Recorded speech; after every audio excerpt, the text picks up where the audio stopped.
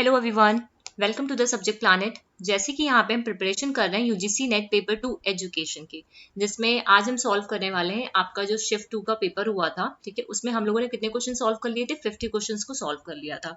ठीक है, शिफ्ट 2 का जो 14 मार्च को आपका एग्जाम हुआ था, जस्ट अ सेकेंड। ठीक है, 14 मार्च को आपका एग्जाम हुआ था, किसका? शिफ्ट 2 का। ठीक है, उसको हम यहाँ पे सॉल्व कर रहे हैं। ये पेपर आपका किसका है? शिफ्ट 2 का है। ऑलरेडी हम लोगों ने यहाँ पे 50 क्वेश्चंस को डिस्कस कर लिया है and rest of the 50 questions, ठीक है, एक्सेप्ट आपका जो पैसेज आया था उसको यहाँ पे हम डील नहीं करेंगे, डिस्कस नहीं करेंगे। ठीक है, वो आपको खुद से अपने आप से करना है। ठीक है, एक्सेप्ट पैसेज हम यहाँ पे जितने भी क्वेश्चन हैं आपके क्वेश्चन आंसर्स वाले, ठीक है, उसको यहाँ पे हम लोग एमसीक्यूज वाले उसको यहाँ पे हम डिस्कस करेंगे। ठीक है, 50 क्वेश्चन तक हो गया था प्रीवियस सेशन में। इधर आ जाओ, नेक्स्ट हम लोग 51 से स्टार्ट करेंगे। ठीक है, क्वेश्चन नंबर 51 से स्टार्ट करेंगे। यहाँ पे जस्ट सेकंड में थोड़ा सा जूम कर दूं, कल मैं दिख रही थी, थोड़ा सा आप लोग को हो सकता है विजिबल होने में दिक्कत आ रहा हो। ठीक है, अभी सही जूम कर दिया है मैंने। ठीक है, थोड़ा सा ठीक। अभी आ जाओ इधर, क्वेश्चन नंबर 51। क्वेश्चन नंबर 51 क्या है? Select the steps used in the curriculum design. कौन कौन से स्टेप्स हैं जो करिकुलम डिजाइन में यूज किए जाते हैं जब भी आप करिकुलम को डिजाइन करते हो। ठीक है, जब भी आपको करिकुलम को डिजाइन करना है तो आप कौन कौन से, ठीक है, करिकुलम डिजाइन करने के लिए करिकुलम डिजाइन कौन करता है? आपके मोस्टली आपके टीचर्स करते हैं, और एक तरीके से जो टीचर्स होते हैं उन्हें करिकुलम डिजाइनर भी बोला जाता है। ठीक है, तो इसको करिकुलम को जब डिजाइन करने के लिए कौन कौन से स्टेप्स को यूज किया जाता है? पहला ऑप्शन कह रहा है selection of the learning experiences. जो भी लर्निंग एक्सपीरियंसेस हैं उसका सिलेक्शन। जाहिर सी बात है, करिकुलम को अगर आपने यूनिट को पढ़ा होगा तो वहां पे आपने देखा होगा, ठीक है, कि लर्निंग एक्सपीरियंसेस को हम लोग सेलेक्ट करते हैं, ऑर्गेनाइज कराते हैं। तो ये वाला तो आएगा ही पॉइंट फॉर श्योर। ठीक है, फिर क्या करते आता है? Detailing the budget. क्या करिकुलम को डिजाइन करने के लिए बजट को आप करते हो वहां पे डिटेल में? ठीक है, तो ये थोड़ा सा नेगेटिव टर्म लग रहा है, तो अभी के लिए छोड़ते हैं। नेक्स्ट आते हैं formulation of the objective. Obvious है, ठीक है, अगर आपने करिकुलम को आपको डिजाइन करना है और आपने अगर ऑब्जेक्टिव को फॉर्मुलेट ही नहीं किया है तो आप कैसे आगे परफॉर्म कर पाओगे? तो ए सी। ठीक है, फिर आता है डायग्नोज ऑफ द नीड। किसी भी करिकुलम को डिजाइन करने के लिए आपको लर्नर्स की नीड के बारे में पता होना चाहिए। ठीक है, तभी आप उनकी नीड्स के अकॉर्डिंग, ठीक है, डिफरेंट डिफरेंट हम लोग ने मॉडल को पढ़ा है करिकुलम में। ठीक है, जहां पे हमने देखा है हिल्डा डावा में, देखो क्या होता है, सॉरी, डिफरेंट डिफरेंट जो मॉडल्स हैं आपके, एडमिनिस्ट्रेटिव मॉडल है, कॉम्पिटेंसी मॉडल है, तो हर एक मॉडल को डिजाइन करने के लिए हम क्या करते हैं? डायग्नोज करते हैं नीड्स को। ठीक ठीक है, कौन सी नीड्स हैं जिससे हम क्या करें, इस करिकुलम को डिजाइन कर पाए। ठीक है, तो ए सी डी क्या है? इसका राइट रिस्पॉन्स है। ACD का इसका राइट रिस्पॉन्स है। ये ऑप्शन जो आंसर्स हैं ऑलरेडी विजिबल है आप लोग के सामने, क्योंकि मैंने पहले से डिस्कस किया हुआ है। ये चीज मैंने कल आपको बताई थी। ठीक है, नेक्स्ट क्वेश्चन पे आ जाओ। Question number 52। क्वेश्चन नंबर 52 में क्या है? Find the correct pair. अब हमें क्या करना है? यहाँ पे करेक्ट पेयर को फाइंड आउट करना है। ठीक है, मतलब कुछ यहाँ पे रैशनलिस्ट करके ये जो टर्म्स दे रखे हैं। अच्छा, एक चीज आपने ऑब्जर्व की होगी, जो इम्पिरिस्ट है, इम्पिरिस्ट करके देखो, 2-3 बार आपका ऊपर भी आया था क्वेश्चन इम्पिरिस्ट से करके। ठीक है, तो ये 3-4 बार इस तरह के क्वेश्चन पूछे जा चुके हैं इम्पिरिस्ट से। ठीक है, मतलब अलग अलग घुमा फिरा के पूछा गया है। ठीक है, फाइंड द करेक्ट पेयर की बात किया जा रहा है। सबसे पहले क्या है? रैशनलिस्ट। ठीक है, रैशनलिस्ट कहने का मतलब क्या? रैशनलिस्ट कहने का मतलब ही यही होता है कि लॉजिक, फैक्ट। ठीक है, यहाँ पे वो टीचर्स जो होते हैं लॉजिक का यूज करते हैं, फैक्ट का यूज करते हैं। तो की पॉइंट आपको यहीं से दिख गया, ये फैक्ट। ठीक है, तो ये तो सही है। ठीक है, ये सही हो गया ए। फिर बी में आते हैं इम्पीरिसिस्ट। ठीक है, यहाँ पे क्या बोला जा रहा है? टीचर क्या है? एक डिमॉन्स्ट्रेटर है प्रोसेस का। सिंपल सी बात है, जब इम्प्रेस्ड की बात करते हैं तो यहाँ पे हम डेटा को वेरीफाई कराते हैं, वेरीफेबल होता है, ऑब्जर्व करते हैं। ठीक है, इम्प्रेसिस में क्या करते हैं? टीचर ऑब्जर्व करते हैं। तो आप बोल सकते हो यहाँ पे उस टर्म्स में, ऑब्जर्वेशन के टर्म्स में, कि टीचर क्या करता है? डिमॉन्स्ट्रेट करता है, डिमॉन्स्ट्रेटर होता है टीचर। एज यहाँ पे डिमॉन्स्ट्रेटर होता है उस प्रोसेस का। ठीक है, तो इसलिए इसको ये भी आपका सही है। फिर आते हैं एग्जिस्टेंशियलिस्ट में। ठीक है, एग्जिस्टेंशियलिस्ट कहने का मतलब क्या है? यहाँ पे टीचर फैसिलिटेट करता है इंडिविजुअल की जो चॉइसेस है। ठीक है, इंडिविजुअल की जो चॉइसेस हैं उसको क्या करता है? फैसिलिटेट करता है। ठीक है, तो ABC आपका करेक्ट है यहाँ पे। ठीक है, ABC यहाँ पे आपका करेक्ट है। अब देखो, ये प्रैग्मेटिस्ट है और आइडियलिस्ट है। जब भी हम आइडियलिस्ट की बात करते हैं तो आइडियलिस्ट क्या होता है? आइडियलिस्ट बोला जाता है कि टीचर एक फ्रेंड है, फिलोसोफर है, गाइड है। लेकिन खाली ये तो नहीं बोलता ना कि टीचर एज अ फ्रेंड, ये चीज तो नहीं बोलता है। फ्रेंड होता है वहां पे, बट खाली फ्रेंड होता है ये तो नहीं होता, teacher as a friend, philosopher, guide, इस तरह होता है, ठीक है। तो इसलिए आपका डी ऑप्शन, ई ऑप्शन यहाँ पे गलत हो जाता है, ठीक है। फिर प्रैग्मेटिस्ट की बात करते हैं, तो प्रैग्मेटिज्म में कभी भी टीचर कंट्रोल नहीं करता, एज अ कंट्रोलर नहीं होता है वहां पे टीचर, ठीक है। तो ऑप्शन डी एंड ई यहाँ पे आपका एलिमिनेट हो जाएगा और ऑप्शन 1 यहाँ पे आपका सही हो जाएगा। क्लियर है, ठीक है। और आंसर तो ऑलरेडी आप लोग को दिख ही रहा है यहाँ पे, ठीक है। सिर्फ आपको क्वेश्चंस को समझना है, आंसर्स ऑलरेडी आप देख सकते हो यहाँ पे स्क्रीन पे। नेक्स्ट आ जाओ क्वेश्चन नंबर 53।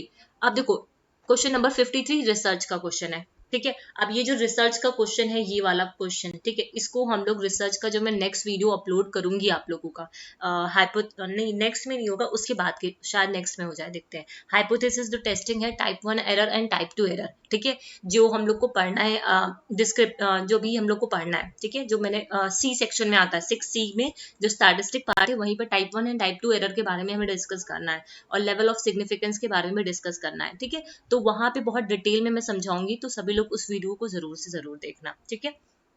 अभी देखो क्वेश्चन क्या कह रहा है, if a researcher compute 10 T test, अगर एक रिसर्चर ने क्या किया, 10 टी टेस्ट को कंप्यूट कराया, कितने टी टेस्ट को कंप्यूट कराया, 10 टी टेस्ट को कंप्यूट कराया, और कंपेयर किया 5 मीन्स को, ठीक है। 5 मीन्स को कंपेयर कहाँ पे किया, दो सिग्निफिकेंस लेवल होते हैं, एक आपका 95% पे होता है, एक आपका 99% पे होता है। 95% कहने का मतलब क्या है 0.05, 99% कहने का मतलब क्या है 0.01% पे होता है, ठीक है। तो वो हम लोग जब हम लोग डिटेल में अभी इसको करना ही है मुझे, कल मैं इसका वीडियो अपलोड करूंगी, ठीक है। तो वहां पर इस चीज को समझेंगे, अभी क्वेश्चंस के पर्सपेक्टिव से समझते हैं इसको, ठीक है। यहाँ पे रिसर्चर ने 10 टी टेस्ट किए, ठीक है। टी टेस्ट कितने हुए, टी टेस्ट का यूज हम क्या, टी टेस्ट क्या है, एक इन्फ्लुएंशियल स्टैटिस्टिक्स है। टी टेस्ट कहाँ पे आता है आपका, इन्फ्लुएंशियल स्टैटिस्टिक्स के अंदर आता है। हम लोग ने अभी डिस्क्रिप्टिव स्टैटिस्टिक्स को पढ़ा है। इन्फ्लुएंशियल जब स्टैटिस्टिक्स में बात करते हैं, वहां पे टी टेस्ट करते हैं। टी टेस्ट में हम क्या करते हैं, कंपेयर कराते हैं दो ग्रुप्स की मीन को, दो ग्रुप्स की मीन को यहाँ पे हम क्या कराते हैं, कंपेयर कराते हैं, ठीक है, टी टेस्ट में, ठीक है। यहाँ पे टी टेस्ट में हमने क्या किया, कंपेयर कराया। देखो 10 टी टेस्ट को जो भी रिसर्चर था उसने कितने टी टेस्ट कराए, 10 टी टेस्ट कराए, ठीक है। 10 टी टेस्ट कराए और कंपेयर किया 5, मतलब 5 मीन्स को, 5 जो मीन थे उनको कंपेयर कराया। मीन कितने थे, 5 थे। टी टेस्ट कितने उसने कंडक्ट कराए, कंप्यूट कराए उसने 10 कराए। दैट मीन्स आपके 5, मतलब 2-2 का एक ग्रुप रहा होगा, 2-2 का ऐसे एक ग्रुप रहा होगा, ठीक है। तो इस तरह यहाँ पे था, ठीक। तो जब भी हम टी टेस्ट को कंडक्ट कराते हैं, हमेशा ध्यान रखो, जब हम टाइप 1 की बात करते हैं, टाइप 1 एक तरीके से आपसी डेंजरस एरर मानी जाती है। कैसी एरर होती है, डेंजरस होती है, और इसके आने के चांसेस बहुत ज्यादा होते हैं, ठीक है। जो टाइप 1 एरर होती है वो कैसी एरर होती है आपकी, बहुत डेंजरस एरर मानी जाती है, और इसको आने के जो चांसेस होते हैं वो बहुत ज्यादा होते हैं टाइप 2 के कंपैरिजन में, ठीक है। अब ये टाइप 1 और टाइप 2 क्या है, कल मैं इसलिए मैं यहाँ पे नहीं बता रही हूँ, क्योंकि कल हम लोग को इसको डिटेल में करना ही है, इसी वजह से, ठीक है। तो टाइप 1 क्या होती है, उसके जब भी आप टेस्ट करोगे तो टाइप 1 आने के चांसेस क्या होते हैं, बहुत ज्यादा हो जाते हैं, ठीक है। तो इस केस में देखो, the rate of type 1 and type 2 error और for the experiment will remain equal, कभी नहीं होता, कभी भी इक्वल नहीं हो सकते। तो ये ऑप्शन गया ई, देखो एलिमिनेट कर दो, ई यहाँ से गया, ई यहाँ से गया, एलिमिनेशन मेथड भी यूज करो, ठीक है। फिर क्या है, the overall type 1 error rate for the experiment will increase, ठीक है, ये भी बात सही है यहाँ पे, ठीक है, ठीक। यहाँ पे एलिमिनेट करो इसको, the overall type second error rate for the experiment will increase, नहीं, ओवरऑल टाइप 2 एरर ही नहीं इंक्रीज करेगी, तो ये वाला आपका ऑप्शन गलत हो जाता है, ठीक है। ऑप्शन ये वाला आपका सही है, बी सी डी, ठीक है। यहाँ पे there will be unacceptable higher rate होता है टोटल एक्सपेरिमेंट में। उसके अलावा जो प्रोबेबिलिटी होती है, पॉसिबिलिटी होती है, जो रिसर्चर है क्या कर सकता है, 0.05 सिग्निफिकेंस लेवल पे रिजेक्ट कर सकता है जब नल हाइपोथेसिस आपका ट्रू होता है, ठीक है, जब नल हाइपोथेसिस यहाँ पे ट्रू होता है, ठीक। तो आंसर इसका क्या हो जाएगा आपका, बी सी डी, ठीक है, बी सी डी, याद है, क्लियर है।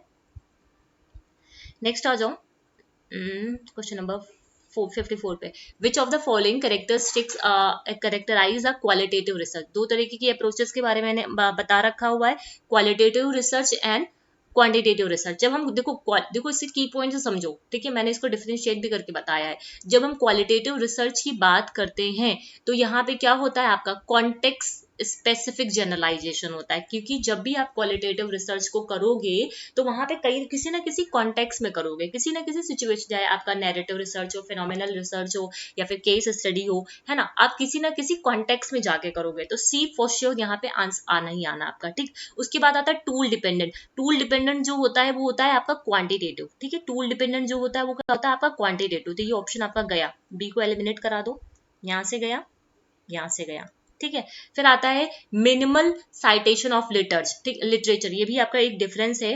मैक्सिमम लिटरेचर रिव्यू हम कहाँ पे करते हैं, क्वांटिटेटिव में करते हैं, और मिनिमल बहुत कम साइटेशन होता है लिटरेचर रिव्यू का, कहाँ पे होता है आपका क्वालिटेटिव में। तो ये सी ओ डी आपका इसी से ऑप्शन से बन जाएगा। सी ओ डी देख लो कहाँ पे आ रहा है, यहाँ पे आ रहा है।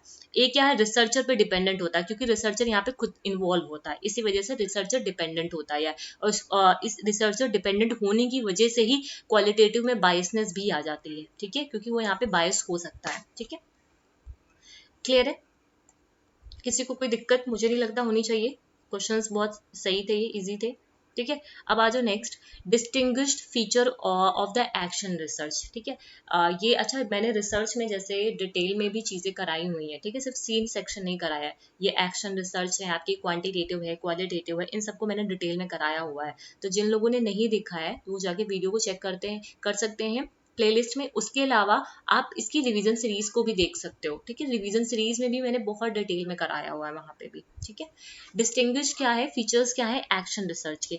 जब भी हम एक्शन रिसर्च की बात करते हैं, ये अप्लाइड रिसर्च का ही एक पार्ट होता है, ठीक है। अप्लाइड रिसर्च का ही पार्ट होता है, जैसे फंडामेंटल रिसर्च हम पढ़ते हैं, अप्लाइड रिसर्च पढ़ते हैं, है ना, उसी के अंदर एक्शन रिसर्च आता है, ठीक है। एक्शन रिसर्च जो होता है वो लोकल लेवल पे होता है, ठीक है, लोकल लेवल पे होता है, और जनरली इसको टीचर कंडक्ट कराते हैं। ऐसा सब आप लोगों ने जो कुछ भी बुक्स पढ़ी होंगी वहां पे लिखा होता है, बट ऐसा नहीं होता है कि खाली ओनली टीचर ही इसको कंडक्ट नहीं करा सकते, ठीक है। ये बिजनेस लेवल पे भी काम करता है, मतलब लोकल लेवल, ठीक है, लोकल लेवल पे जो भी चीजें होती हैं वहां पे एक्शन रिसर्च को यूज कर सकते हैं, ठीक है। तो खाली ये नहीं बोल सकते कि सिर्फ टीचर्स ही, ठीक है, सिर्फ क्लासरूम में ही, मतलब कई सारी बुक्स में मैंने देखा वहां पे लिखा था action research used in classrooms, ठीक है, टीचर्स ओनली टीचर्स इस एक्शन रिसर्च को यूज करते हैं। तो ऐसा नहीं है, आप स्टैंडर्ड बुक्स में पढ़ोगे तो वहां पे आप देखोगे कि बिजनेस में भी इसका यूज किया जाता है। ऐसा नहीं है कि मतलब छोटे लेवल पे करते हैं, स्मॉल लेवल पे करते हैं, है ना, यहाँ पे स्मॉल लेवल पे होता है, ठीक है। तो चाहे बिजनेस में भी हो आप इसका यूज कर सकते हो, ठीक है, ये चीज क्लियर है। तो यहाँ पे देखो, only teacher conduct action research, नहीं, ओनली नहीं, ओनली यहाँ पे गलत आ जाए, कभी भी ध्यान रखो, कहीं पे भी ओनली लिखा है तो एक बार फिर से उस ऑप्शन को जाके पढ़ो, समझ रहे हो, ओनली कहीं पे भी लिखा हुआ है फिर से पढ़ो, क्योंकि देखो कोई चीज ये क्या कर रहे हैं, आपको लिमिट कर रहे हैं, आपको लिमिट कर रहे हैं। अब जो जब भी कोई चीज हमें लिमिट करने की कोशिश करती है तो कहीं ना कहीं वहां पे नेगेटिविटी आ जाती है। फॉर दैट हमें क्या करना चाहिए, दोबारा से फिर से रीड करना चाहिए, रीड करो उस क्वेश्चन को, ठीक है।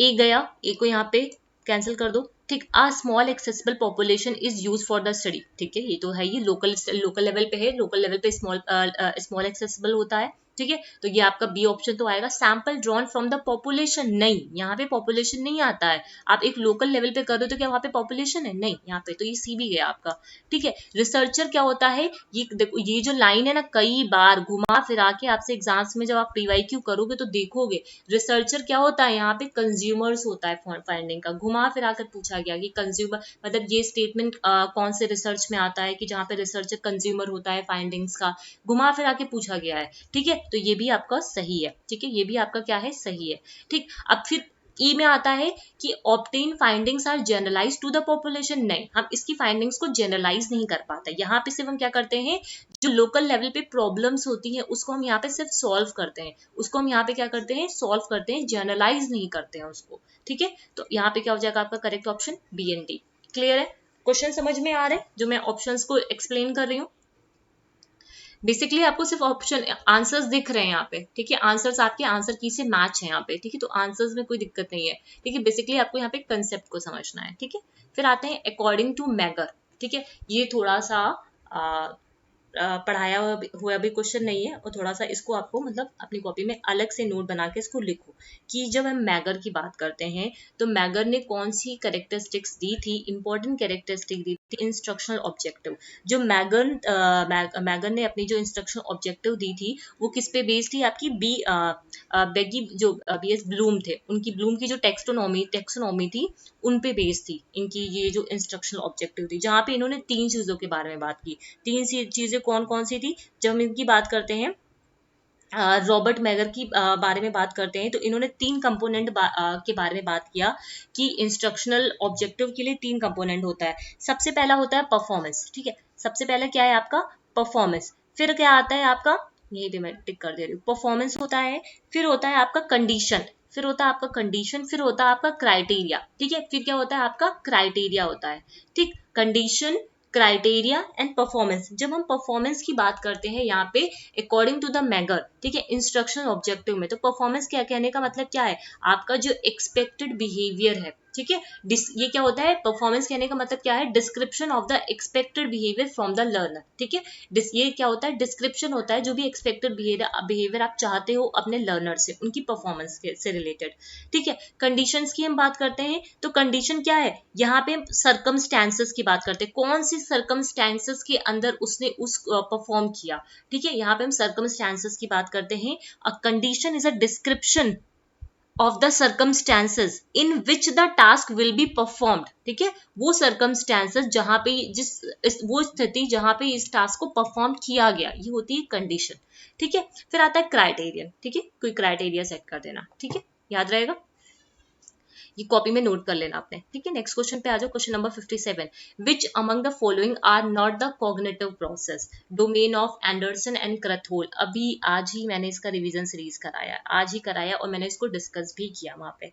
विच among the following are not the cognitive process, कौन सा कॉग्निटिव प्रोसेस नहीं है, ठीक है, एंडरसन क्रैथहोल की टेक्सोनॉमी में, ठीक है, कॉग्निटिव प्रोसेस नहीं है, ठीक। देखो इन्होंने एक नाउन के बेसिस पे दिया था, एक वर्ब के बेसिस पे दिया था, ठीक है। नाउन, अब देख लो इसमें से क्या है आपका, क्या एलिमिनेट हो सकता है, ठीक है। जब इसकी बात करते हैं सिंथेसिस की, ठीक है, यहाँ पे क्या है, अंडरस्टैंड, अंडरस्टैंड आपका नाउन है, अंडरस्टैंड देखो इन दोनों से ही पता चल जाएगा, अंडरस्टैंड और कॉम्प्रिहेंशन दोनों सिमिलर मीनिंग की बात कर रहे हैं। अंडरस्टैंड की अगर हम बात करते हैं तो ये क्या है आपका नाउन है। कॉम्प्रिहेंशन, ठीक है, जब कॉम्प्रिहेंशन की बात करते हैं तो ये आपका वर्ब के अंदर आता है, ठीक है, कॉम्प्रिहेंशन हो गया, और एक मिनट,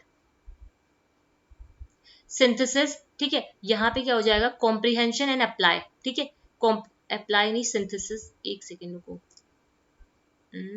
कौन सा नहीं है, सॉरी ये पूछा, मैं बता रही हूँ, सॉरी, कौन सा नहीं है ये पूछा गया है, कौन सा नहीं है, ठीक है। तो कॉम्प्रिहेंशन ये आपका वर्ब है, ठीक है, और ये सॉरी कॉम्प्रिहेंशन एंड सिंथेसिस ये आपके क्या है, नाउन है, ठीक है, ये क्या है आपके नाउन है, ठीक है, ये क्या है आपके नाउन है। कॉम्प्रिहेंशन को रिप्लेस किया अंडरस्टैंडिंग के साथ, ठीक है, वर्ब में, और सिंथेसिस को रिप्लेस किया इसने, इन्होंने क्रिएटिंग के साथ, किसके साथ, क्रिएटिंग के साथ, ठीक है। तो कौन सा नहीं है, तो ये दोनों नहीं है, ठीक है, B and D, option 3। Next आ जाओ,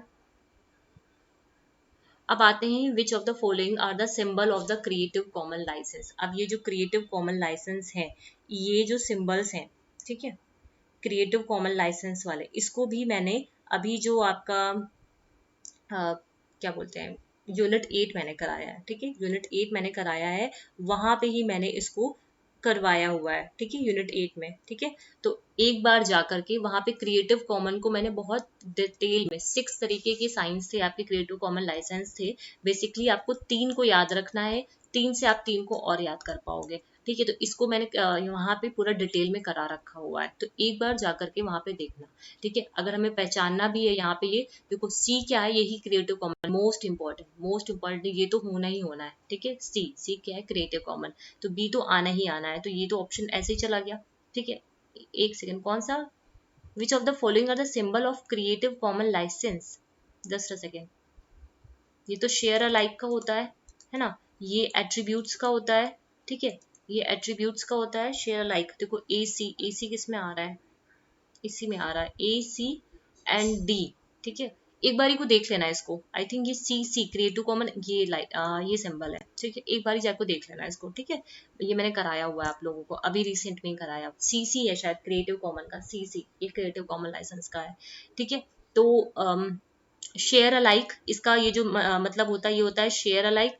ये होता है जो आदमी खड़ा है, इसका मतलब होता है एट्रीब्यूट। ठीक है, और इसका मतलब होता है नॉन कॉमर्शियल। इसका मतलब होता है, इसका जो डिस्क्रिप्शन होता है वो क्या होता है, एक्रोनिम। इसका जो एक्रोनिम है वो क्या है, नॉन कॉमर्शियल। ठीक है, नॉन कॉमर्शियल। ठीक है, ये नॉन कॉमर्शियल होता है, और ये शेयर अलाइक होता है, और ये क्या होता है, एट्रीब्यूट होता है। तो क्या हो गया, ACD। ठीक है, ACD, इसका राइट आंसर क्या है, ACD है। ठीक है, नेक्स्ट आ जाओ। Which of the following are not considered as a content for the instruction technology. मतलब कौन सा कंटेंट नहीं है इंस्ट्रक्शनल टेक्नो, मतलब कौन सा मतलब यहाँ पे बोला जा रहा है which of the following are not, consider नहीं किया जा रहा है as a content for instructional technology. मतलब एज अ कंटेंट किसको हम लोग इंस्ट्रक्शन टेक्नोलॉजी में नहीं कंसिडर कर सकते हैं। ठीक, तो क्या हो सकता है इसमें। ठीक है, जब कंटेंट की बात करते हैं तो क्या वहां पे प्लानिंग आएगी। हम टीचिंग को प्लानिंग में कंटेंट, जब इंस्ट्रक्शन टेक्नोलॉजी में कंटेंट की बात करते हैं तो प्लानिंग आएगा, नहीं आएगा यहाँ पे। ठीक है, तो ये प्लानिंग तो आपका आना ही आना है। ठीक है, तो ई देख लो कहाँ कहाँ पे आ रहा है, ई यहाँ पे आ रहा है आपका, और यहाँ पे आ रहा है। ठीक है, दो जगह आ रहा है, और ये दोनों ऑप्शन आपके यहीं से एलिमिनेट हो गए। ठीक है, अब हमें इन्हीं दोनों ऑप्शन में देखना है।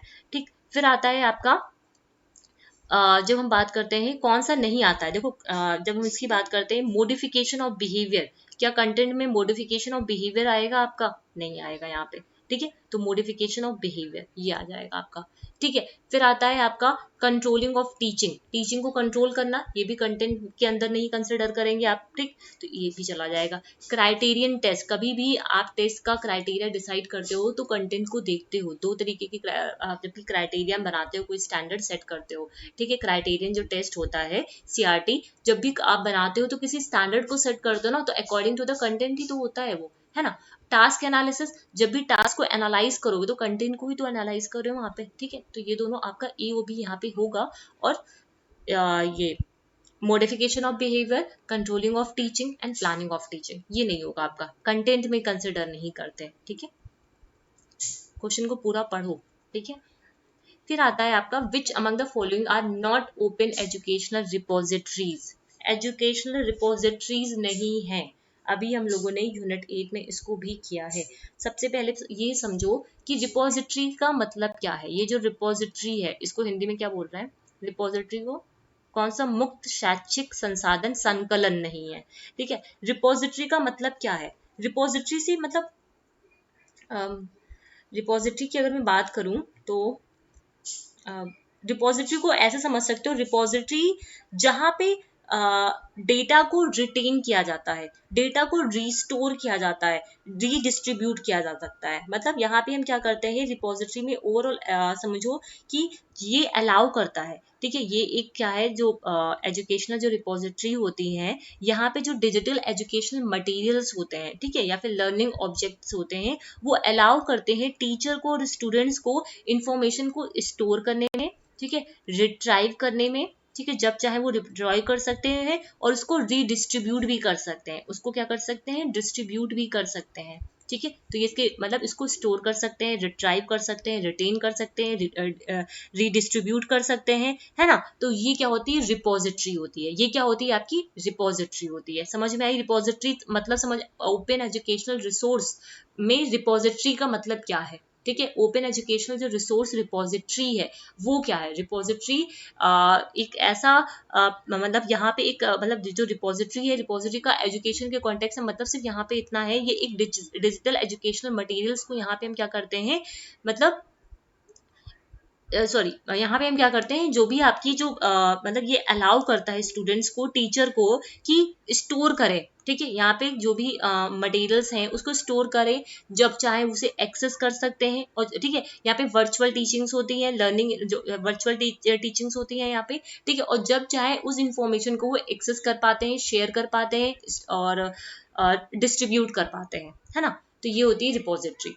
ठीक है, ये क्या होती है आपकी रिपोजिटरी। इसके बाद आता है आपका कौन सी रिपोजिटरी नहीं है। ठीक है, यहाँ पे क्या बोला, not open educational repository, not की बात की जा रही है। ठीक, तो अब इसमें देख के बताओ कि NROER, ई ज्ञान कोश, नेशनल डिजिटल लाइब्रेरी, OSIS, ज्ञान दर्शन। अब इनके फुल फॉर्म आपको पता होने चाहिए, क्योंकि आजकल यूनिट 8 का के ट्रेंड में क्या हो रहा है, काफी सारे क्वेश्चंस आपके पूछे जा रहे हैं यूनिट 8 से, ठीक है, क्योंकि गवर्नमेंट ने कई सारे इनिशिएटिव्स ले रखे हैं। ये सारे जो इनिशिएटिव्स होते हैं स्किल से रिलेटेड, टेक्नोलॉजी से रिलेटेड, उससे रिलेटेड यहाँ पे क्वेश्चंस आपके पूछे जा रहे हैं। इवन आपके पेपर 1 में ICT में भी ये चीजें आती हैं, ठीक है। तो जब हम बात करते हैं, मैं सबका पहले एक बार फुल फॉर्म बता रही हूँ, ठीक है, और इसकी इमेजेस मैं आपको शेयर कर दूंगी टेलीग्राम पे, ठीक है। इसका जो भी डिटेल मुझे देना होगा वो मैं टेलीग्राम पे वहां पे शेयर कर दूंगी, तो एक बार अपनी कॉपी में ऐड ऑन कर लेना। NROER, NROER क्या होता है? जब NROER की बात करते हैं, ये क्या है? ये जब मतलब नेशनल रिपोजिटरी है, नेशनल रिपोजिटरी, नेशनल रिपोजिटरी है ये, ठीक है, national repository of open educational resource, of open educational resource, ठीक है। यहाँ पे क्या होता है, यहाँ पे हम क्या करते हैं, डिजिटल रिसोर्सेज, मतलब यहाँ पे ब्रिंगिंग टू, मतलब यहाँ पे जितने भी डिजिटल रिसोर्सेज होते हैं आपके स्कूल्स में टीचर एजुकेशन से रिलेटेड, उनको हम क्या करते हैं, एक साथ लेके आते हैं, ठीक है। National repository of open educational resource, ठीक है, इसका फुल फॉर्म है। यहाँ पे इसका मैं इमेज वहाँ पे शेयर कर दूंगी आप लोगों को, ठीक है। वहाँ पे क्या करते हैं, एक साथ लेके आते हैं, ठीक। तो ए तो आपका होगा नहीं, क्योंकि यहाँ पे नॉट पूछा गया है, ठीक है, तो इस वजह से ए नहीं होगा, ठीक है। फिर आते हैं ई ज्ञान कोश। ई ज्ञान कोश क्या है? ई ज्ञान कोश क्या है?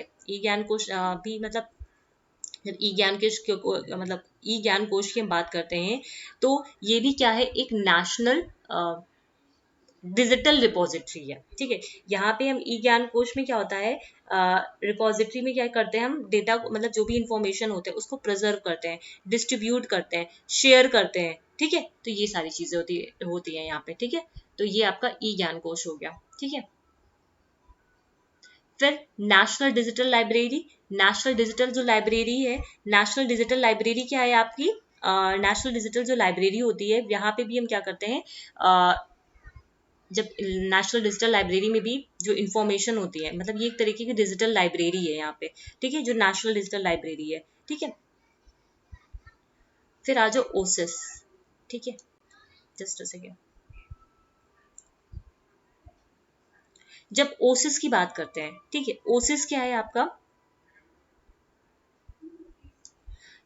हाँ, ओसिस क्या है आपका, क्या नाम है इसका, ओसिस का ओपनली, ओपनली इसका नाम लिख लो, ठीक है, ओसिस ओसिस का ओपनली, इसका फुल फॉर्म पता होना चाहिए, openly available, openly available source, openly available source integrated, integrated openly available source integrated search, ठीक है, integrated search, openly available source integrated search, ठीक है। ये क्या है, ये जो ये एक ये मतलब ये क्या है, ये एक तरीके का सर्चिंग टूल है, ये क्या है आपका, एक तरीके का सर्चिंग टूल है, जो आपका जून का एग्जाम आने वाला है उसके लिए इंपॉर्टेंट है। ये एक तरीके का क्या है, सर्चिंग टूल है यहाँ पे, ठीक है, ये एक सर्चिंग टूल है यहाँ पे, ठीक। फिर आता है ज्ञान दर्शन, ठीक है। फिर ज्ञान दर्शन की अगर हम बात करते हैं, तो ज्ञान दर्शन क्या है, ये एक चैनल है ज्ञान दर्शन, ठीक है। ये क्या है, एक चैनल है, टेलीविजन, मतलब यहाँ पे क्या होते हैं, मतलब टेलीविजन है एक, ये डिजिटल चैनल है ज्ञान दर्शन आपका करके आता है, जो आपका DD कौन सा चैनल है, मुझे एग्जैक्टली नाम नहीं उसका याद है, ठीक है, तो उस पे आता है ये, ठीक है। तो ज्ञान दर्शन एक चैनल है, क्लियर है बात है यहाँ पे, तो अपनी कॉपी में इसको ऐड ऑन कर लेना, ठीक है। नेक्स्ट आ जाओ, नेक्स्ट पे आ जाओ, नेक्स्ट पे बात करते हैं, which of the following are within the quality indicator framework, ठीक है, मतलब क्वालिटी, जस्ट अ सेकेंड, एक सेकेंड, मैं डोर क्लोज कर,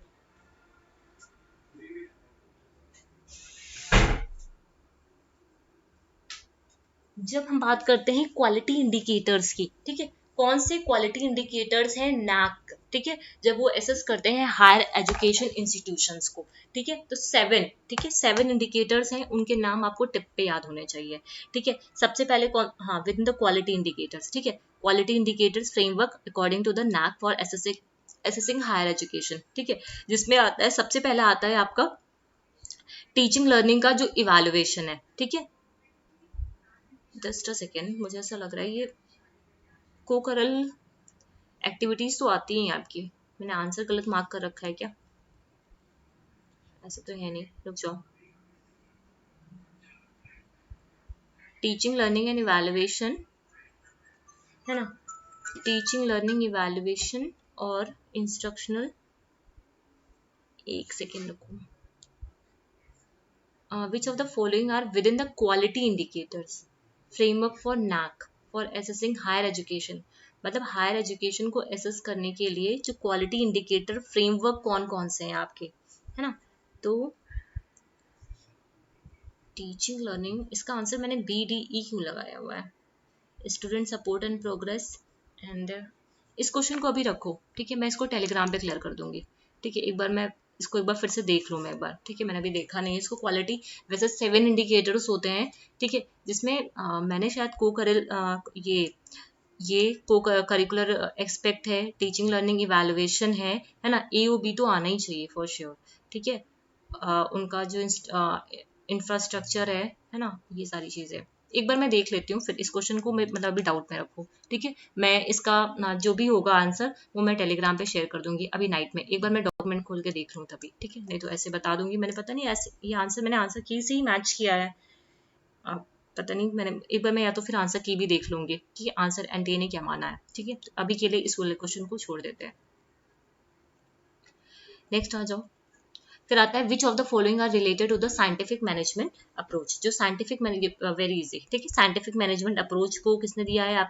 आपके दिया है साइंटिफिक FW टेलर, ठीक है? ये सबको पता है, ठीक है? टेलर ने साइंटिफिक अप्रोच के बारे में बात की थी, और ह्यूमन रिलेशन अप्रोच के बारे में मतलब एल्टन मायो ने दिया। एल्टन मायो ने मतलब ह्यूमनिस्टिक अप्रोच के बारे में बात की थी, ठीक है? FW जो टेलर है उन्होंने साइंटिफिक अप्रोच के बारे में बात की थी, ठीक है? लेकिन जो दूसरा नाम है, ठीक है, यहाँ पे कंफ्यूजन हुई होगी बच्चों को दूसरे नाम में, ठीक है? ऑप्शन तो यहाँ से मिल गया, बी तो होना ही होना है। अब आता है ऑप्शन C और D, तो यहाँ पे कंफ्यूजन हो सकती है, तो इस चीज को आपको लर्न करना पड़ेगा यहाँ पे, ठीक है? कि जो क्या हो जाएगा B एंड D, ठीक है? B and D, FW and LD brandings, ठीक है? ये कहाँ से आते हैं? ये आपके साइंटिफिक मैनेजमेंट अप्रोच से रिलेटेड है, ठीक है? नेक्स्ट आ जाओ क्वेश्चन नंबर 63 पे। जो national development as a core value, national development as a core value within the accreditation framework for NAAC। अभी मैं देखती हूँ थोड़ी देर में, अभी मैं फ्री हो जाऊँ तो मैं इसको कराने के बाद मैं आपको NAAC का एक PDF शेयर कर दूंगी, ठीक है? तो एक बार आप लोग भी इसको रीड कर लेना, ठीक है? NAAC का PDF डॉक्यूमेंट का PDF है, बहुत ज्यादा नहीं है, थोड़ा ही होगा। एक बार नहीं होगा तो आप लोग भी इसको रीड कर लेना, ठीक है? National development as a core value, ठीक है? कोर वैल्यू क्या है, ठीक है? Within the accreditation framework for NAAC universities include which of the following. मतलब कोर वैल्यू की बात की जा रही है। जब भी कोर वैल्यू की बात की जाए तो आपका क्या आता है? इक्विटी आता है, ठीक है? ये लिख लो, ठीक है? इक्विटी आता है, एक्सेस आता है और सोशल जस्टिस आता है। इक्विटी आता है, एक्सेस आता है एंड सोशल जस्टिस आता है। Equity, access and social justice, ठीक है? ये आपको याद रखना है, ठीक है? ये सही आंसर है। इक्विटी, एक्सेस, ये याद ही होना चाहिए आपको, ठीक है? 3 core values, equity, access and social justice, ठीक है? नेक्स्ट आ जाओ क्वेश्चन नंबर 64। सर्व शिक्षा जो अभियान का डॉक्यूमेंट है इनकॉर्पोरेट करता है, मतलब इनमें से कौन कौन सी जो एजुकेशनल एक्सपीरियंसेस है उसको इनकॉर्पोरेट करता है? लीडर्स बिल्कुल नहीं करता, इसको यहीं से एलिमिनेट करा दो। तो ये तीनों ऑप्शन आपके चले गए, ये भी चला गया, ये भी चला गया। एलिमिनेशन मेथड यहाँ पे काम आ गया। ओल्डर PW जो है, टीचर की फैटर्निटी है, वॉलंटियर ऑर्गेनाइजेशन, वॉलंटरी ऑर्गेनाइजेशन कहने का मतलब क्या है? अपनी स्वेच्छा से वो आते हैं, ठीक है? आपको बुलाना नहीं पड़ता, अपनी स्वेच्छा से, ठीक है? ठीक है, नेक्स्ट आ जाओ question number 65। Student with dyscalculia, ठीक है? ये भी आपका यूनिट 10 का है, ठीक है? Inclusive education. जो स्टूडेंट हैं डिसकैलकुलिया मतलब उनको मैथ से रिलेटेड का प्रॉब्लम्स होंगी, ठीक है? रीडिंग से रिलेटेड प्रॉब्लम होगी, ठीक है? तो इनमें से कौन सा होगा? Problem related to number graph से नहीं, नंबर ग्राफ नहीं आता उनको। यहाँ पे दिक्कत किसमें होगी? नंबर के साथ डील करने में दिक्कत होगी, ठीक है? नंबर्स को प्लेस करने में दिक्कत होगी। उसके अलावा जो प्रॉब्लम रिलेटेड होगी स्पेशल कंसेप्ट, ठीक है? स्पेशल कंसेप्ट वो यहाँ पे आएंगे, ध्यान देना, ये स्पेशल कंसेप्ट, ठीक है? तो यहाँ पे इन्होंने कंफ्यूजन करने के लिए नंबर लिख दिया था, लेकिन आपको पता होना चाहिए नंबर के साथ डील करना, उन्हें कैसे प्लेस करना है, कैसे स्पेशल कंसेप्ट को प्रॉब्लम्स को रिलेट करना है स्पेशल कंसेप्ट के साथ, इसमें उनको दिक्कत होती है, ठीक है? तो इसलिए इसका ऑप्शन क्या हो जाएगा आपका? BCD, ठीक है? अब आ जाओ नेक्स्ट। अब ये समझो, ठीक है? यहाँ से पता है ये जो क्वेश्चन है आपके, एक ही अगर आपने बना लिया हो, ठीक है? अगर आपने एग्जाम दिया है ये वाला, ठीक है, इस शिफ्ट का, अगर आपका इस मैथ्स द फॉलोइंग में एक आपने क्वेश्चन को भी बना लिया, मतलब एक को भी टिक कर दिया, तो आपका आंसर बन जाएगा, ठीक है? एक या दो अगर आपने टिक कर लिए तो आराम से बन जाएगा, ठीक है। सबसे पहले आ जाता है रैशनलिज्म। हमने बहुत बार रैशनलिज्म पढ़ा है, तो रैशनलिज्म को बहुत अच्छे से कर लेंगे। रैशनलिज्म कहने का मतलब क्या है? रीजन, ठीक है। रैशनलिज्म कहने का मतलब ही क्या है? रीजन करना, ठीक है। The position that reason is the chief source of knowledge, ठीक है, chief source of knowledge. A का फोर्थ देखो बन गया, यही सही ऑप्शन, देखो यही सही होगा। एक सेकेंड रुको, ए का फोर्थ दो ऑप्शन है क्या? Just a second. The position that reason is the chief source, एक सेकेंड, हाँ, reason is the chief source. एक का फोर्थ, रुको मैं इसको बना लूँ तब, ठीक है। हेडोनिज्म का मतलब क्या होता है? प्लेजर, सुखवाद। एक मिनट जैसा हेडोनिज्म का मतलब होता है believe that pleasure is the most important, मतलब सुख, सुख की यहाँ पे बात की जा रही है। हाईएस्ट गुड इज प्लेजर, तो हेडोनिज्म आपका डी के सेकेंड के साथ हो जाएगा, ठीक है। तो डी का सेकेंड यहाँ पे आ रहा है और यहाँ पे आ रहा है। ए का नहीं, ए का थर्ड, ए का फोर्थ ही होगा आपका, ए का फोर्थ होगा, ठीक है। ए का फोर्थ है, इसको सही कर लो। एक बार आप लोग आंसर की में चेक कर लेना इस वाले क्वेश्चन को भी, ठीक है। ए का फोर्थ ही होगा, क्योंकि जब रैशनलिज्म की बात करते हैं, जब position that reason is the chief source of knowledge, मतलब रीजन क्या है? चीफ सोर्स है आपका नॉलेज का, ठीक है। तो एक बार आंसर की आप लोग देख लेना, मैं भी देख लूंगी और इसे कंफर्म कर दूंगी टेलीग्राम पे, ठीक है। तो ए का तो फोर्थ होगा, मतलब हाँ, ए का फोर्थ होगा। आई डोंट नो मैंने यहाँ पे ये कैसे टिक किया है,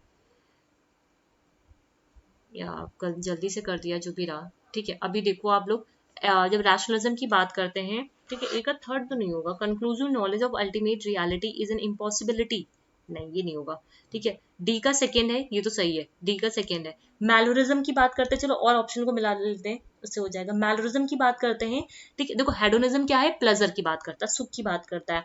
मैलोरिज्म की जब हम बात करते हैं, तो मैलोरिज्म क्या है? ये बिलीफ है, ठीक है। मतलब the believe that the world tends to improve, ठीक है, दुनिया को सुधारा जा सकता है, and that human can aid its betterment, ठीक है।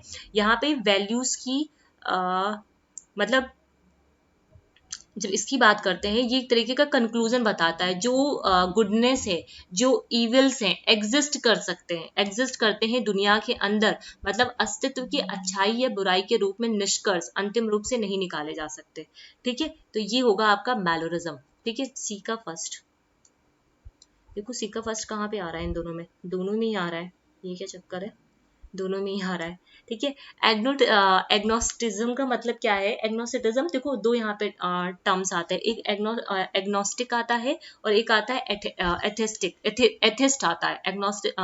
एग्नोस्टिक आता है, एग्नोस्टिक बोलो या फिर एग्नोस्टिसिज्म बोलो, फिर एक आता है एथिस्ट आता है। जो एग्नोस्टिक होते हैं वो कौन होते हैं? A person who neither believe nor disbelieve, ना वो विश्वास करते हैं, ना वो बिलीव करते हैं, ना वो डिसबिलीव करते हैं जो हाईएस्ट पावर है उस पे, ना ही वो ना विश्वास, मतलब ना बिल्कुल भी विश्वास नहीं करते उस पे, ठीक है। A person who neither believe nor disbelieve, ठीक है, इन अ हाईएस्ट पावर, ठीक है। तो ये होता है एग्नोस्टिज्म। और एथिस्ट क्या होता है? मतलब जो गॉड पे, गॉड मतलब a person who does not believe in any God, वो जो किसी गॉड की जो गॉड है, किसी गॉड को ही नहीं मानता, ठीक है। यहाँ पे क्या आता है? नाइदर डिसबिलीव और नाइदर बिलीव, ठीक है, नॉर नाइदर डिसबिलीव्स नॉर बिलीव, ठीक है। ये चीज आता है एग्नोस्टिसिज्म में, ठीक है। तो ये बताता है the position that conclusive knowledge of ultimate reality is impossible, ठीक है। तो ए का यहाँ पे थर्ड होगा, मैं एक बार फिर से इस को चेक कर लूंगी, ठीक है। ए का यहाँ पे, एक सेकेंड से सॉरी, मैंने मतलब पढ़ाई गलत है, सही किया ये, ठीक है, और सही टिक है, गलत टिक नहीं है। वो ऊपर नीचे के चक्कर में जो रैशनलिज्म है वो बी का फोर्थ है ना, तो बी का फोर्थ कहाँ पे आ रहा है? यहाँ पे आ रहा है, ठीक है। सॉरी, पता नहीं मेरा दिमाग किधर है, मैं गलत पढ़ गई, जस्ट अ सेकेंड। बी का फोर्थ है, ठीक है, ये सही है, गलत नहीं है, सही टिक किया मैंने, ठीक है। तो मैं सोच रही थी मैंने क्या गलत पढ़ा दिया उसमें, वहां पे मैं जब मैं इसको डिस्कस कर रही थी आंसर की के साथ, सही है ये, ठीक है। तो बी का क्या है? ये फोर्थ होगा, ठीक है। बी का फोर्थ क्या है आपका? रैशनलिज्म, जो आता है रीजन के साथ। एग्नोस्टिज्म मतलब आता है आपका कंक्लूसिव नॉलेज के साथ, जो अल्टीमेट रियलिटी है वो इम्पॉसिबिलिटी है, ठीक है। तो ये आपका ऑप्शन नंबर बी सही है, ठीक है। मैं पता नहीं क्या, चलो कोई नहीं। अब ये जो जस्टिस वर्मा कमीशन है, ठीक है, जस्टिस वर्मा कमीशन है, ये आपको टिप पे याद होना चाहिए, और इसका मैंने पीडीएफ भी आप लोग को दे रखा हुआ है, यूनिट 2 में, ठीक है। जस्टिस वर्मा कमीशन आता है आपका vision of teacher in India quality and regulatory perspective, ये इनका विजन था, ठीक है। ये देखो ए का सेकंड, ए का सेकंड, ए का सेकंड एक ही से बन गया, ठीक है। मैंने कहा ना एक ही से बन रहे हैं आंसर्स यहाँ पे। मुदल्लिर कमीशन किसकी बात करता है? सेकेंडरी एजुकेशन कमीशन की बात करता है, बी का थर्ड हो गया। Yashpal committee learning without burden, दो तरीके की यशपाल में जब कमेटी की बात करते हैं दो इनकी रिपोर्ट आई थी, ठीक है। पहली रिपोर्ट स्कूल के लिए थी, दूसरी रिपोर्ट हायर एजुकेशन के लिए थी। ये भी मैंने शायद अभी किसी पेपर में डिस्कस किया है, किसी चीज में डिस्कस करके आपको बताया है। कोठारी एजुकेशन कमीशन की बात करते हैं तो ये क्या है? एजुकेशन फॉर नेशनल डेवलपमेंट, ठीक है। इजी है ये क्वेश्चंस, अगर मतलब ऐसे क्वेश्चन है अगर आपने देखा हुआ है तो आप कर पाओगे। रिलेटिव इमोशनल थ्योरी आपके सिलेबस में ही लिखा हुआ है, इसे एल्बर्ट एलिस ने दिया हुआ है, यूनिट 3 का है ये, ठीक है। एल्बर्ट एलिस ने दिया हुआ है रिलेटिव इमोशनल थेरेपी, ठीक है। उसके बाद आता है आपका, देख लो ए का थर्ड किस में आ रहा है? एक ही से बन गया ना, देखो इतना इजी है, एक से ही हमारा बन जा रहा है ना। फिर भी रैशनल जो थेरेपिस्ट हैं वो क्या है? वेरी डायरेक्टिव होते हैं। और बिहेवियर जो काउंसलिंग टेक्निक होती है वो किसने दी थी यहाँ पे? वोल्फ एंड कोम्ब्लोज ने। ये अपनी कॉपी में लिख लेना, ठीक है। ये जो जितने भी मैथ्स द फॉलोइंग के क्वेश्चंस हैं अपनी कॉपी में लिख लेना। बिहेवियर थ्योरिस्ट थेरेपिस्ट की बात करते हैं तो ये क्या है? आपकी लर्निंग प्रोसेस में, ठीक है। नेक्स्ट आ जाओ, नेक्स्ट क्वेश्चन है आपका ये, ठीक है। जब आते हैं यहाँ पे DPEP, देखो जब इस सर्व शिक्षा अभियान की बात करते हैं, सब जब सर्व शिक्षा अभियान की बात करते हैं, जैसा जो हमें पता है पहले उससे करते हैं ना। सर्व शिक्षा अभियान की बात करते हैं बी, तो बी का क्या हो जाएगा आपका? फर्स्ट। बी का क्या हो जाएगा आपका? फर्स्ट, ठीक है, हो गया। उसके बाद राष्ट्र माध्यमिक शिक्षा अभियान, ठीक है। राष्ट्र माध्यमिक शिक्षा अभियान ये सेकेंडरी एजुकेशन की बात करता है। देखो इसमें बी का फर्स्ट, सी का फोर्थ, बी का फर्स्ट, सी का फोर्थ, ये हो गया, ठीक। ए का क्या हो जाएगा? ये प्राइमरी एजुकेशन के लिए है, ठीक है। और फिर क्या आता है ये? कहा गया समग्र शिक्षा, जो स्कूल एंड टीचर एजुकेशन के लिए होता है, ठीक है। ये सब बहुत इजी क्वेश्चंस हैं, इसमें एक्सप्लेनेशन की भी जरूरत नहीं है, ठीक है, डायरेक्टली है आपके। फिलोसफी की बात करते हैं, ठीक है। अब ये आता है कि जो कौन सी फिलोसफी किस करिकुलम पे फोकस करती है, ठीक है। सबसे पहले आते हैं फिलोसफी में बात करते हैं अपनी पैरेललिज्म की, ठीक है। जब पैरेललिज्म की बात करते हैं, जब पैरेललिज्म आता है, फिर एसेंशियलिज्म आता है, फिर प्रोग्रेसिविज्म आता है, फिर रिकंस्ट्रक्टिविज्म में आता है, ठीक है। जब पैरेललिज्म की बात करते हैं तो पैरेललिज्म में हम क्या कर रहे हैं? पैरेललिज्म में हम क्लासिकल जो सब्जेक्ट्स होते हैं और जो लिटरली जो एनालिसिस होती है, कंस्टेंट करिकुलम होते हैं, वो सारी चीजें यहाँ पे आती हैं पैरेललिज्म में, ठीक है। फिर आते हैं एसेंशियलिज्म में। जब एसेंशियलिज्म में आते हैं तो एसेंशियलिज्म कहने का मतलब क्या? एसेंशियल जो स्किल्स हैं, है ना, जो सब्जेक्ट्स हैं, ये सारी चीजें यहाँ पे आ जाती है। प्रोग्रेसिविज्म में क्या आ जाता है आपका? जब प्रोग्रेसिविज्म की बात करते हैं तो क्या उस पे किस पे बेस्ड होता है? प्रोग्रेसिविज्म स्टूडेंट की इंटरेस्ट पे बेस पे होता है, ह्यूमन की जो प्रॉब्लम होती है, डिसिप्लिनरी सब्जेक्ट्स मैटर्स यहाँ पे आते हैं, ठीक है। रिकंस्ट्रक्टिविज्म की जब बात करते हैं तो इम्फेसाइज किस पे करता है? ये सोशल साइंसेस पे। किस पे एम्फेसाइज करता है? सोशल साइंसेस पे। तो ये की पॉइंट्स में ही लिखा हुआ है ये, ठीक है।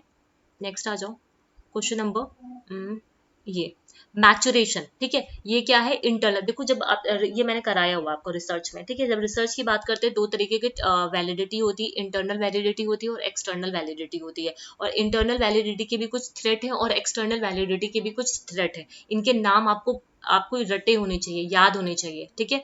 इंटरनल वैलिडिटी के ये थ्रेड दे रखे हैं, maturation, history, testing and selection bias. जब मैचुरेशन की बात करते हैं, मैचुरेशन कहने का मैचुरेशन मतलब यहाँ पे मैचुरेशन का मतलब दो चीज होता है, ठीक है। एक होता है मैचुरेशन मतलब धीरे धीरे जब एज से रिलेटेड होता है। एक मैचुरेशन का मतलब क्या होता है कि जो आपका सैंपल है वो ड्रॉप आउट कर जाता है, ठीक है, बीच में ही ड्रॉप आउट कर जाता है, ठीक है। तो ये मैचुरेशन के दो कंसेप्ट है, लेकिन इन्होंने जो दिया है उसमें आंसर की में उन्होंने बोला है कि सब्जेक्ट जब टायर्ड हो जाता है, ठीक है, सब्जेक्ट क्या हो जाता है? टायर्ड हो जाता है, ठीक है। ये चीज है यहाँ पे, ठीक। उसके बाद आता है आपका हिस्ट्री। हिस्ट्री कहने का मतलब क्या है? हिस्ट्री से मतलब है जो मतलब यहाँ पे इमोशनल टिरायड जो होता है, ठीक है। एक मतलब जो एक शिक्षक की भावनात्मक जो निंदा है, ऐसा समझ लो, जो टिरायड है टीचर्स का, ठीक है, वो चीज यहाँ पे आ जाती है, ठीक है। फिर आता है आपका टेस्टिंग। टेस्टिंग का कहने का मतलब क्या? प्रोफिशिएंसी, मतलब टेस्ट को मतलब टेस्ट की प्रोफिशिएंसी को चेक करना। सिलेक्शन बायस जो होता है वो वॉलंटियर्स होते हैं जो एक्सपेरिमेंटल ग्रुप्स में आते हैं, ठीक है। नेक्स्ट आ जाओ, अभी ये भी अभी आज ही मैंने ये कराया आप लोगों को, ठीक है। ये आज ही मैंने कराया हुआ है। Placement, formative, diagnostic and summative, मुझे नहीं लगता इसको मुझे बताने की भी जरूरत होनी चाहिए। प्लेसमेंट कहने का मतलब क्या है, प्लेसमेंट कब होता है, प्री टेस्ट में होता है, ठीक है, इसको मैंने बहुत अच्छे से ग्राफ बना करके बताया आपको। फॉर्मेटिव कहने का मतलब क्या है, फॉर्मेटिव जो होता है वो कब होता है, यहाँ पे क्वेश्चंस क्लासरूम टीचिंग के दौरान पूछे जाता है। डायग्नोस कहने का मतलब यहाँ पे क्या है, डायग्नोस का मतलब होता है आइडेंटिफाई करना क्या इश्यूज आ रहे हैं उनको, ठीक है। समेटिव मतलब टेस्ट के एंड होने पे होता है, ठीक है। तो मुझे नहीं लगता इसको बताने की भी जरूरत थी, क्योंकि आज ही मैंने रिवीजन सीरीज में से कराया, ठीक है। ये एजुकेशनल टेक्नोलॉजीज हैं, ये तो आप अपने कॉमन सेंस से कर लोगे, ठीक है। जब विजुअल प्रिंट्स की बात करते हैं तो विजुअल प्रिंट में क्या आता है, बड़े बड़े जो प्रिंट्स होते हैं वो आपके न्यूज़पेपर से आते हैं, ठीक है। विजुअल नॉन प्रोजेक्टेड 3D, जो नॉन प्रोजेक्टेड 3Ds हैं वो क्या है, आपका ग्लोब आपने देखा होगा, ठीक है। फिर आता है आपका वो ऑडियो विजुअल प्रोजेक्टर, जो ऑडियो विजुअल है वो क्या है, आपका टेलीविजन है। और मल्टी सेंसरी जो पैकेज है वो आपका टेलीकॉन्फ्रेंसिंग है, ठीक है। नेक्स्ट आ जाओ, क्वेश्चन नंबर 74।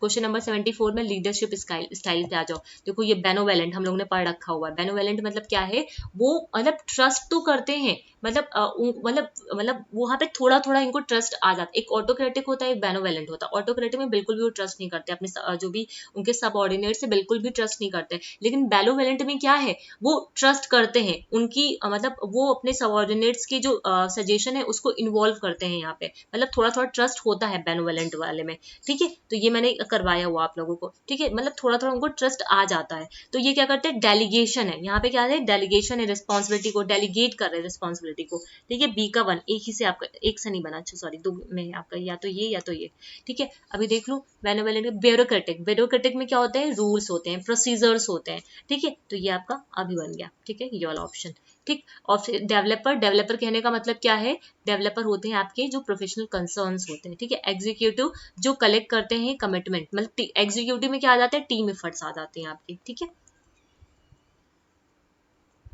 नेक्स्ट आ जाओ 75 पे, डिसेबिलिटीज दे रखी है। सेंसरी आपकी सैरेबल पॉलिसी, ये भी आपके यूनिट 10 से है, ठीक है। सैरेबल पॉलिसी, ठीक है, सेंसरी आपका क्या आ जाएगा, सैरेबल पॉलिसी आ जाएगा, ठीक है। एक से देखो बन भी गया यहाँ पे, ठीक। इंटेलेक्चुअल सॉरी लर्निंग, ये डिसलेक्सिया, ये सब क्या है आपकी इंटेलेक्ट सॉरी लर्निंग है। डेवलपमेंट की जब हम बात करते हैं तो डेवलपमेंट क्या होता है आपका, ऑटिज्म, ठीक है। डेवलपमेंट क्या होता है आपका, ऑटिज्म होता है। और इंटेलेक्चुअल आपके टैलेंट से रिलेटेड है, ठीक है। तो ये सब तो बहुत ईजी से है, ठीक है। बस एक बार अगर आपने कंसेप्ट पढ़ा है तो आराम से आप टिक कर सकते हो, ठीक है। अब आते हैं जो फर्स्ट 5-7 काइंड्स हैं, ठीक है। अब ये सप्तभंगी, ठीक है, भंग्या, ठीक है, ये भंगी जो भी है, सप्तभंगियन, सॉरी सप्तभंगियन, मैं भी क्या बोल रही हूँ, सप्तभंगियन, ठीक है। ये आपका जैनिज्म से है, ठीक है। जैनिज्म में जो है वहां पे सप्तभंगियन के बारे में दे रखा हुआ, शायद अस्ति, शायद नस्ति, शायद अस्ति नस्ति ऐसे करके दे रखा हुआ है, ठीक है। तो इसका पूरा सीक्वेंस आप लोगों को एक बार जैनिज्म में जाके देख लेना है, हिंदी और इंग्लिश दोनों में देखना है। Something is happening, something is happening, something is not happening ऐसे करके, समथिंग इज बीइंग हैपनिंग ऐसे करके है, ठीक है। जैसे somehow, SSP and S is and is also indescribable, ठीक है। तो ये एक बार आप लोग जाके देख लेना, ठीक है।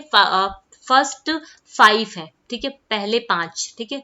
तो ये आपका क्या हो जाएगा, ये, ठीक है। इसको ऑलरेडी आप लोग जाके एक बार चेक कर लेना वहां पे, ठीक है। ऐसे नाम दे रखा हुआ है। ये क्या है, समहाउ SSP मतलब शायद अस्ति, फिर आता है somehow S is not P, शायद नस्ती, शायद अस्ति, शायद नस्ती, ठीक है। फिर somehow SSP and is also not P, शायद अस्ति च, नस्ती च, ठीक। फिर आता है क्या आपका, फिर समहाउ एस इज डिस्क्राइबेबल, इससे क्या बोलते हैं, शायद अव्यक्तम बोलते हैं। Somehow SSP and is also indescribable, शायद अस्ति च अव्यक्तम च, ठीक है। तो एक बार इसे अपनी कॉपी में लिखना, और वो जैनिज्म में दे रखा हुआ है, ठीक है, वहां से इसको नोट कर लेना। फिर आता है आपका arrange the following into the sequence of the policy formulation, ये आपका यूनिट 2 में है। यूनिट 2 में ही पॉलिसी फॉर्मुलेशन का दे भी रखा हुआ कि स्टेप्स क्या है, ठीक है। वहां पे यूनिट 2 का जो बी सेक्शन है वहां से पॉलिसी फॉर्मुलेशन ही आपका इंपॉर्टेंट है। पॉलिसी जब भी फॉर्मुलेट करने जाओगे तो सबसे पहले आप क्या करोगे, सबसे पहले डिटरमाइन करोगे क्या नेशनल ऑब्जेक्टिव्स हैं, ठीक है, सीक्वेंस में बताना है। नेशनल ऑब्जेक्टिव्स को आपने देखा, फिर आपने क्या किया, नीड असेसमेंट्स, उस ऑब्जेक्टिव के अकॉर्डिंग क्या नीड्स को एसेस किया according to the objectives, according to the objective आपने क्या किया, नीड को एसेस किया। फिर आपने क्या किया, फाइनलाइज किया उन नीड्स के लिए क्या थीम्स हो सकते हैं, क्या टारगेट एरियाज हो सकती हैं। आफ्टर दैट आप क्या करोगे यहाँ पे, फिर आप क्या करोगे, टारगेट सेटिंग के लिए ट्रेंड बेस्ड ट्रेंड प्रोजेक्शन करोगे, फिर आप प्रिपेयर करोगे अपना पब्लिकेशन, ठीक है। तो इसमें कोई दिक्कत नहीं होनी चाहिए। आप पॉलिसी फॉर्मुलेशन के जो स्टेप्स हैं उसको ध्यान रखें यहाँ पे, ठीक है। नेक्स्ट आ जाओ, arrange the following types of learning given by the Gagne's in hierarchical order, ठीक है। ये आपके यूनिट 9 में है, ठीक है, ये मैंने यूनिट 9 में कराया हुआ है, यूनिट 9 की मैंने रिवीजन सीरीज कराई, वहीं पे कराया हुआ है। SSCVM CRP मैंने ऐसे ही याद कर रखा हुआ है यहाँ पे, ठीक है। अब इसने बोला types of learning given by the Gagne's in hierarchical order, ठीक है। हायरार्किकल ऑर्डर में कौन कौन सी है, सबसे पहले क्या आएगा आपका बी, ठीक है, चेन लर्निंग। फिर क्या आएगा आपका वर्बल एसोसिएटिव, ठीक है। फिर आ जाएगा आपका मल्टीपल, ठीक है। फिर क्या आ जाएगा आपका लर्निंग ऑफ कंसेप्ट, ठीक है। फिर क्या आ जाएगा, जब कंसेप्ट को लर्न कर लेंगे, कंसेप्ट को लर्न करने के बाद हमारा आएगा लर्निंग के प्रिंसिपल, ये सबसे हाईएस्ट में होता है, ठीक है। तो SSC सी क्या है आपका चेन लर्निंग, ठीक है।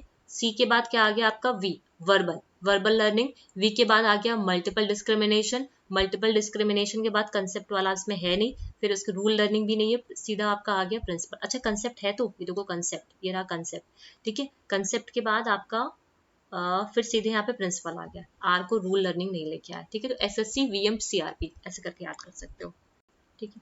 नेक्स्ट आ जाओ, एक arrange the following in a chronological order of formation.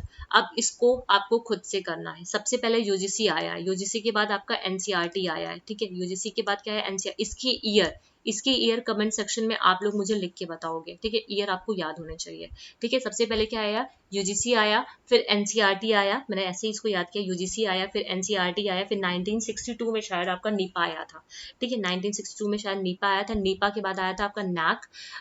ये एग्जिस्टिंग है, ये ध्यान कर मान के रखना, जब ये एग्जिस्ट करते थे, ठीक है, तब की बात हुई, इस स्टैच्यूटरी बॉडी की बात यहाँ पे नहीं की जा रही है, जब ये एग्जिस्ट करते थे तब की बात हुई जा रही है, ठीक है। एनसीटी कब आया था आपका 1985 में आया था, ठीक है। तो UGC NCERT NIEPA NAAC and NCERT ऐसे है आपका, ठीक है। ईयर आप लोग को कमेंट सेक्शन में मेंशन करना है। फिर आता है सीक्वेंस, यही आज ही मैंने बताया आपको, ये साइकोमोटर का मैंने सबसे पहले आरएच डेव का आपको बताया, और एक सिम्पसन और हैरो का, सिम्पसन एंड हैरो का भी मैंने जो स्टेप्स बताए थे, लेवल्स बताए थे, 5 लेवल्स बताए थे, ये वही लेवल है, ये वही लेवल है, 5 लेवल है, ठीक है। आज ही मैंने रिवीजन सीरीज में इसको बताया आप लोगों को, ठीक है। तो लेवल कौन कौन से है आपके, सबसे पहले क्या आएगा आपका रिफ्लेक्स मूवमेंट आएगा, सबसे पहले रिफ्लेक्स मूवमेंट आएगा, फिर क्या आएगा आपका फंडामेंटल मूवमेंट आएगा, फंडामेंटल मूवमेंट आ गया, ठीक है। फंडामेंटल मूवमेंट्स के बाद आपकी क्या होंगी, physical abilities, sorry perceptual abilities आएंगी, ठीक है। फिर क्या आ जाएगा आपका परसेप्चुअल एबिलिटीज, फिर आपकी फिजिकल एबिलिटीज आएंगी, फिर आप स्किल्ड मूवमेंट आएगा, ठीक है। तो ये मैंने आज ही आप लोग को अभी रिवीजन सीरीज में बताया है, ठीक है, क्लियर है। नेक्स्ट आ जाओ, क्वेश्चन नंबर 81 की बात करते हैं। Identify the sequence of the data analysis steps in qualitative, just a second.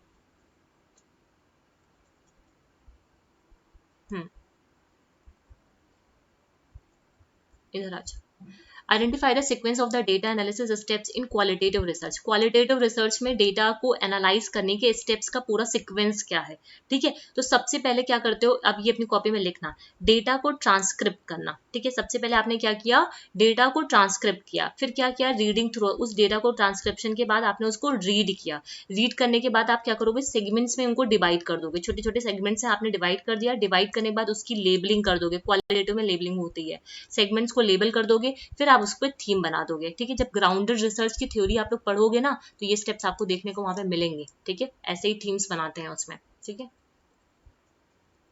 Next आ जाओ, अब ये है according to the Flander interaction arrange the following verbal behaviours in a sequence for its encoding. Verbal behaviours की बात की जा रही है, ठीक है, सीक्वेंस में करना है, ठीक है। अब इसको मैंने 1 to 10 कैटेगरीज है, ठीक है, 1 to 10 कैटेगरीज है, ठीक। तो सबसे पहले इसमें क्या आ जाएगा, जब बात करेंगे सबसे पहले आएगा आपका प्रेज, ठीक है, प्रेज करोगे, प्रेज करने के बाद क्या करोगे, उनकी मतलब इसमें पहले आप इनकरेज करते हो, फिर प्रेज करते हो, फिर आप उनके पीपल के आइडियाज को एक्सेप्ट करते हो, ऐसे है, ठीक है। लेकिन जो क्वेश्चंस में दे रखे हैं उसके अकॉर्डिंग मैं इसको अरेंज कर रही हूँ, ठीक है। सबसे पहले आपका प्रेज आया, फिर फीलिंग्स को एक्सेप्ट करोगे, फीलिंग्स को एक्सेप्ट करने के बाद क्वेश्चंस पूछोगे उनसे, ठीक है। ये आपका फोर्थ होता है, ठीक है, ये आपका फोर्थ होता है, यहाँ पे थर्ड है लेकिन यहाँ पे फोर्थ होता है। उसके बाद आप क्या करोगे, लेक्चरिंग करोगे, ठीक है। लेक्चरिंग करने के बाद उनको डायरेक्शन दोगे, ठीक है, क्लियर है। ये मैं अभी रिवीजन सीरीज में आज कल डालूंगी, आज नहीं कल कराऊंगी इसको, ठीक है। नेक्स्ट आ जाओ question number 8, arrange the steps of the model of instructional design developed by Heinich and Molenda, ठीक है। अपनी कॉपी में लिख लो, हेनरिच एंड मोलांडा ने कौन से स्टेप्स दिए थे, ठीक है। तो सबसे पहले क्या है, एनालाइज करना, ठीक है। एनालाइज करने के बाद क्या करोगे आप लोग, स्टेट करोगे, ठीक है। स्टेट करने के बाद कॉपी में लिख लेना, यूटिलाइज करना, यूटिलाइज करने के बाद क्या करना है, रिक्वायर करना, रिक्वायर के बाद इवेलुएट करना, ठीक है। तो कॉपी में लिख लेना AS, ठीक है, ASU 3R, ये तो एश्योर ही है, एक मिनट, इवेलुएट, ठीक है। A हो गया, S हो गया RE, ठीक है, एश्योर, ठीक है। एनालाइज करना, स्टेट करना, यूटिलाइज करना, रिक्वायर करना एंड इवेलुएट करना। ये किसने दिया था, हेनरिच मोलांडा ने दिया था, ठीक है। कॉपी में लिख लेना नाम, ठीक है। क्वेश्चन नंबर 84 पे आ जाओ, identify the correct order from the following process of 6 sigma quality. जो 6 सिग्मा क्वालिटी है इनिशिएटिव मैनेजमेंट स्ट्रेटजीज के लिए, उसमें से करेक्ट ऑर्डर क्या क्या है, ठीक। सबसे पहले आ जाएगा आपका finding the root cause of the defect in the process to reduce the such defects, ठीक है। ये होगा आप लोगों का, ए तो होना ही होना है, ठीक है, ए हो गया, ठीक।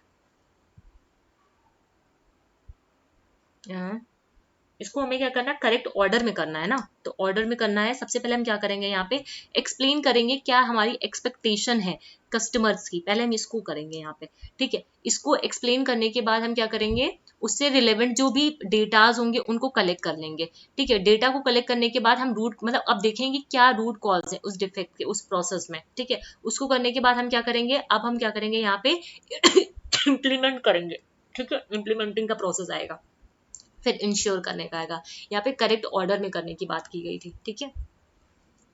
नेक्स्ट आ जाओ, अरेंज करना है following in ascending orders according to their years. अब इनके भी ईयर RPW है, NT एक्ट है, RCI है, मैंने सारे आपको करवा रखे हुए हैं, ठीक है। तो ये मुझे ईयर आपके कमेंट सेक्शन में चाहिए। ईयर मैं कमेंट सेक्शन में इसलिए बोल रही हूँ कि आप लोग उसको सर्च करोगे या तो फिर देखोगे वीडियोज को, तो इससे क्या होगा, आपके दिमाग में आएगा। अगर मैं लिख दूंगी तो आप देख के फिर चले जाओगे, इसलिए मैं इस चीज को यहाँ पे नहीं लिख रही हूँ, ठीक है। असेंडिंग ऑर्डर में करना है, तो सबसे पहले आपका RCI आया था, RCI के बाद आपका NT एक्ट आया था, ठीक है। NT के बाद आपका कॉम्प्रिहेंशन ये आया था, ठीक। फिर कौन सा आया था, नेशनल पॉलिसी जो था पर्सन विद डिसेबिलिटीज, ये आया था। फिर आपका लास्ट में 2016 में आया था आपका RPW एक्ट, ठीक है। नेक्स्ट आ जाओ, हाँ, गिवन बिलो टू स्टेटमेंट, जो सांख्य थ्योरी है दैट कॉजेशन का मतलब क्या होता है, रियल ट्रांसफॉर्मेशन करना मटेरियल कॉज का इनटू इफेक्ट, ठीक है। अब इनके जो एजम्पशंस मैंने लिखवाए हुए हैं, आपको जाके रीड कर लेना, ये वहीं से क्वेश्चन आया हुआ है। जो सांख्य थ्योरी है वो वहां पे जो थ्योरी ऑफ कॉजेशन, ये थ्योरी ऑफ कॉजेशन कहाँ किसने दी थी, सांख्य में बात की गई है इसके बारे में। थ्योरी ऑफ कॉजेशन ने बोला जो रियल ट्रांसफॉर्मेशन है मटेरियल कॉज का, वो क्या है, इफेक्ट, ठीक है। ट्रांसफॉर्मेशन होता है मटेरियल कॉज का into the effect, it logically leads to the concept of evaluation as the ultimate. जो कॉज है, जो इवैल्यूएशन का कंसेप्ट है, वो क्या है, एक अल्टीमेट कॉज है वर्ल्डली ऑब्जेक्ट का, ठीक है। तो ये चीज क्या है, ये गलत है, यहाँ पे ये क्या है, गलत है, ठीक है। इसके पांचों एजम्पशंस जाके एक बार पढ़ लेना, पांचों एजम्पशंस पढ़ना वहां पे, ठीक है। जो सेकेंड टाइप की जो रियलिटी है, जो सेकेंड टाइप है अल्टीमेट रियलिटी का admitted by the Sankhya is the self, ठीक है। पुरुषा यहाँ पे क्या है, सेल्फ है, और एग्जिस्ट करता है self must be admitted by the all. ये स्टेटमेंट इसका गलत है और ये स्टेटमेंट इसका सही है। एक बार एजम्पशन जाके पांचों स्टेटमेंट को एक बार रीड कर लेना, डायरेक्टली यहीं पे यही चीज लिखी हुई है यहाँ पे, ठीक है। क्वेश्चन नंबर 87 पे आ जाओ, teacher education is a continuous process and it's pre service and जो इन सर्विस है कंपोनेंट्स जो हैं वो इनसेपरेबल है, बिल्कुल सही बात है। In service teacher education should take due care of future needs of the teachers growth. दोनों ही बातें यहाँ पे क्या है, ट्रू है, ठीक है। ये आपके यूनिट 4 से था। ठीक है। फिर at the beginning of the curriculum development the very concept of the programme must be evaluated. जब भी आप करिकुलम को डेवलप करते हो उससे पहले आप उसको इवेलुएट करते हो कि किस चीज को आप डेवलप करना चाह रहे हो। कॉग्निटिव जो मॉडल है टीचिंग का कैन एजिस्ट, वो एजिस्ट करता है टीचर को शेप करने में उनकी इंस्ट्रक्शनल अप्रोचेस को, और उसको इवेलुएट, उनकी लर्निंग को इवेलुएट, स्टूडेंट की लर्निंग को इवेलुएट करने में जो कॉग्निटिव मॉडल्स होते हैं टीचिंग के। ठीक है, ये दोनों ही बातें सही हैं। ठीक है, नेक्स्ट आ जाओ 89। यूजिंग फीडबैक मैकेनिज्म, टीचर्स की जो परफॉर्मेंस होती है, teachers mechanism on teacher performance is essential for their improvement. मतलब जो फीडबैक मैकेनिज्म होते हैं, ठीक है, फीडबैक मैकेनिज्म का टीचर्स की परफॉर्मेंस की इंप्रूवमेंट मतलब यूज करना, हम फीडबैक मैकेनिज्म का जो यूज करते हैं टीचर्स की परफॉर्मेंस को इंप्रूव मतलब चेक करने के लिए, वो क्या करते हैं, वो इसेंशियल होती है, जरूरी होती है उनकी इंप्रूवमेंट के लिए। ठीक है, स्टूडेंट क्या होते हैं, बेस्ट सोर्स होते हैं फीडबैक के, मतलब टीचर्स की परफॉर्मेंस कैसी है क्लासरूम में, ठीक है, वो वहां पे स्टूडेंट क्या होते हैं, एक बेस्ट सोर्स की तरह काम करता है। तो ये दोनों ही क्या है आपके सही है, और ये इसका एक्सप्लेनेशन भी सही है, क्योंकि यहाँ पे देखो टीचर्स की परफॉर्मेंस के बारे में तो बात की जा रही है और यहाँ पे भी टीचर्स की परफॉर्मेंस के बारे में बात की जा रही है, तो दोनों ही क्या है, सही है। ठीक है, वो करेक्ट एक्सप्लेनेशन भी है। ठीक है, नेक्स्ट आ जाओ। फिर आते हैं एजर्शन रीजनिंग है। Threat exist outside of the organisation and are beyond its control. मतलब जो आउटसाइड द ऑर्गेनाइजेशन होते हैं थ्रेड्स, वो हमारे कंट्रोल से बाहर होते हैं। बिल्कुल, जो थ्रेड्स है आउटसाइड द ऑर्गेनाइजेशन उसे हम कंट्रोल नहीं कर सकते हैं।